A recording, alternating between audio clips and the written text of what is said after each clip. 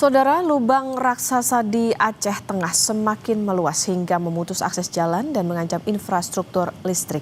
Warga pun sementara dialihkan ke jalur alternatif.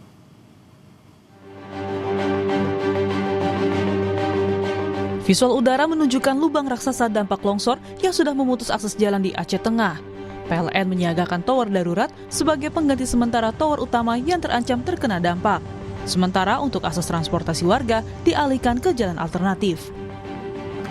Kita siagakan semua di sini dan untuk saya pribadi, saya di sini udah berjaga lah dari beberapa malam untuk selalu standby di sini untuk tetap melakukan pengawasan, terutama tentang kondisi tanah ataupun kondisi yang gimana.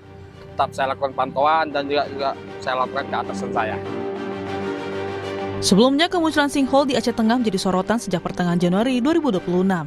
Saat itu tanah ambles yang membentuk lubang besar muncul di Desa Pondok Balik, Kecamatan Ketol, Aceh Tengah. Awalnya jarak lubang besar tersebut hanya sekitar 3 meter dari badan jalan.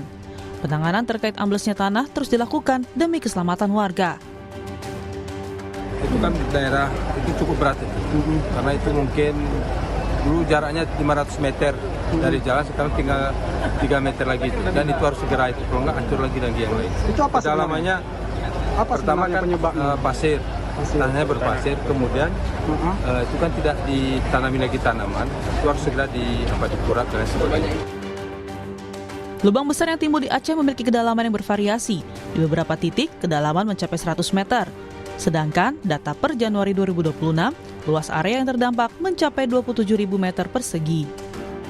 2 pekan berlalu, tanah amblas di Aceh Tengah semakin meluas, hingga memutus akses jalan. Tim Liputan, Kompas TV.